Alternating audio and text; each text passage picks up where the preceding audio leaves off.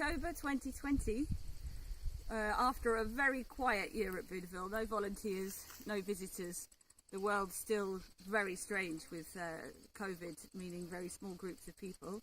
We did do a gathering of 7 people in October to do an intervention, which is related to the new Rovira Regenerativa project. And this, I think, was our first intervention with Nick, who has now kind of taken over from the role of Kate to be an advisor to help us with this. So during this intervention, as I said, we're going to plant more support species.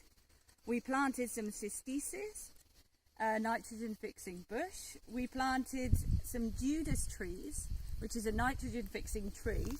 This is one of the ones which is just about surviving at the moment. The other one isn't looking so good, and the other 2 were further up in other places where we're planting trees.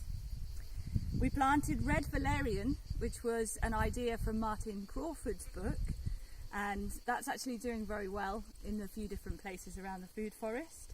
And we brought some aromatic plants from our colleague Pedro Vidal in Pipiri Mosca, oregano, sage, thyme, the one that makes absinthe. Go on, you say it. Artemisa. Artemisa, lavender, and the one with the yellow flowers that never fade, which I'm sure you know. The Elaeagnus in the food forest is doing well, and we've taken some cuttings from the Elaeagnus, which we're hoping to be able to propagate. So those are all of those support species which were dotted around the trees. The fruit trees are all doing very well in October 2020.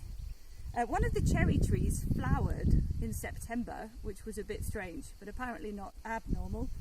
And then it didn't go any further. The leaves fell off in winter. And then the one thing that we're changing in October 2020, we haven't scattered any seeds for cover crop, and we haven't planted any winter vegetables, because there's so many seeds in the ground. We just want to see what comes up from being self-seeded. And alfalfa, which is the most successful cover crop that we have used, is just abundant and growing everywhere. And actually, if you just scan past the apple tree, almost everything you can see that's green right now is alfalfa.